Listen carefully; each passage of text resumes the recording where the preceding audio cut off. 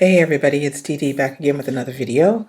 First of all, I just want to give a very huge, big thank you to Kesha over at Forsaken 707 and to Susheela over at Super Sushi Pizza for giving me shout outs on my videos. I was so surprised I'm getting all of these subscribers, and I'm thinking, how am I getting all these subscribers? I thought I was, nobody knew me. But yeah, so I'm so happy that I have all of you new subscribers, and hello to the new subscribers, and welcome to my channel. And I hope you enjoy what's in store for the next few videos. Today it's a February wrap-up review video, and I'm going to go through the 3 books that I read. I didn't read very much this month. I don't know, maybe it was in a reading slump of some kind, but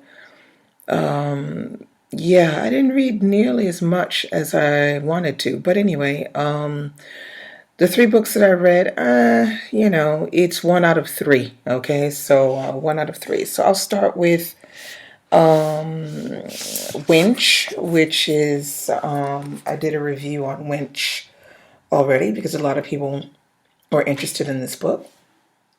And this one is a book about, 4 slave mistresses that go to a resort up in Ohio called Tawawa House with their masters. So that was this one, and I think I gave it 3.5 stars on my Goodreads and 3.5 on my blog. So yes, there's a blog review on this. If you're interested in something that's more in depth, I will link it below. So that was this one. And the second one I read was The Cutting Season. And The Cutting Season is by Attica Locke. Here she is right here, Attica Locke. She became famous for having written Blackwater Rising. That was her first book. So check that one out because it's supposed to be pretty good. And I have it, so I will be checking it out, I'm sure, because I really enjoyed reading The Cutting Season. Basically, The Cutting Season is about a young woman whose name is Karen, who is divorced and raising her young daughter on her own, and she is living on a plantation. This plantation is located somewhere in Louisiana. She lives on the plantation and she works there. Her job is to manage the plantation. So she is the one who books the weddings, the parties, books the school trips and things. She's the one that manages to make sure that everything is in order and clean and working like a well-oiled machine. Karen is a character who is fighting her past. She's basically trying to run away from it, although she winds up running right to the place where she grew up, which is this plantation where her mother worked as a cook and a maid to the family that runs this plantation. Now, the story begins with some maintenance men finding the dead body of a migrant worker from the sugarcane plantation, which is next door to this plantation. It's a actually, it's not even a plantation. Next door is a sugar factory, and there they grow sugar cane, and it is next door to this plantation, but the body is found on the plantation grounds.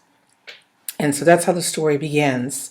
And from finding this body brings us as readers through to some really spooky moments, meeting some strange characters, learning a lot about the South and Louisiana and the way people think, the police, the way, people that are from Louisiana in this area, the way that, everybody knows everybody, and everybody knows everybody's business and all of that. It's very interesting. There's a little bit of, regret.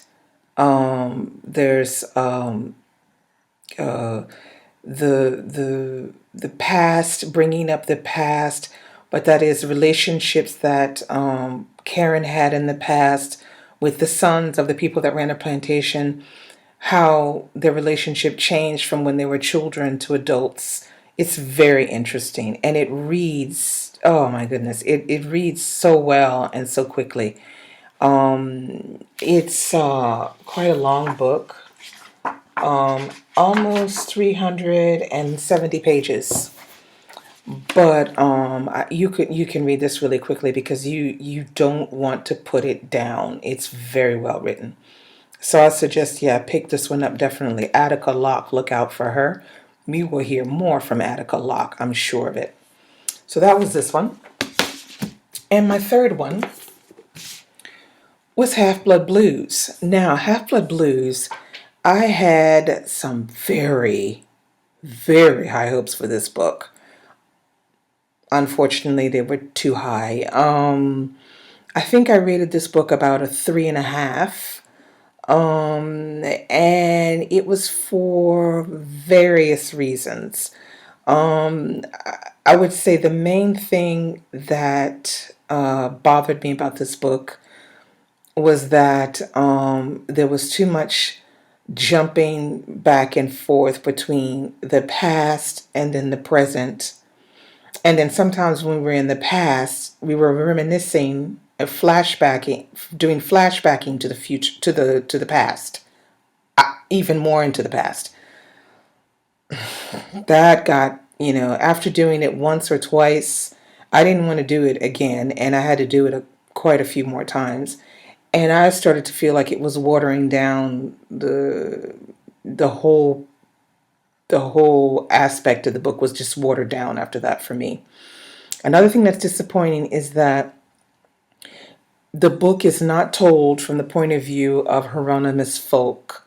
Hieronymus Folk is the Afro-German jazz trumpet player who in the beginning of the book is hauled off by the Nazis in Paris. He has no paperwork. So he's hauled off literally by the Germans. And at the time he's with Sydney, which is one of his friends, who is an African American, but a very light-skinned African American, so he almost looks white, who has his papers. So he doesn't have to worry about the Germans hauling him off. And that's basically the way the book starts. And then you proceed to understand the connections between some of the other characters. The three main focal characters being Sydney, Chip, and Hieronymus Folk, or Hero as they call him. Yeah, and then it goes all the way on to the end, and I won't tell you, but the end, I wasn't thrilled with that either.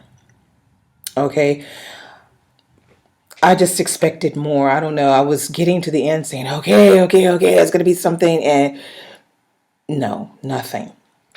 So that was a bit unfortunate as well. But even so, I would say give this book a try because it is an interesting book to read.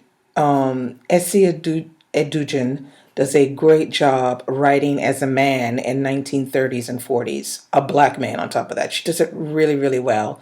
It doesn't seem forced at all. It sounds quite natural. So for that, the writing is, it flows, it's descriptive, it's like a picture. You don't have any problems imagining what she's saying. Sometimes there are things that make you smile or laugh, but it is on the whole a good book. Okay, I did give it 3.5 stars. I would have liked to have given it 4, or 5, but personally, that would have been very honest for me to give it as much as that. Now, this book was up for the Man Booker Prize, and she was shortlisted for the Man Booker Prize in 2011, but she didn't get it. But she did get the Giller Prize. And she was also nominated for quite a few other ones as well. Now she has another book out. Can't remember the name right now, but I'll write it here. You'll see it below. I can't remember right now. And I would like to get my hands on that one and, see if that one would be any different.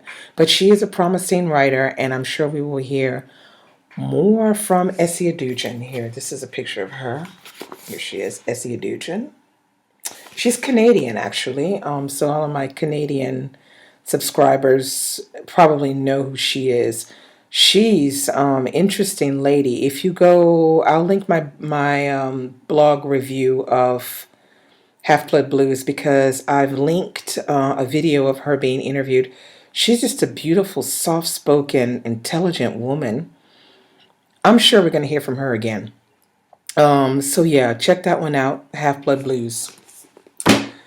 So those were the 3 books that I read for the month of February. Hopefully the month of March will be a lot better.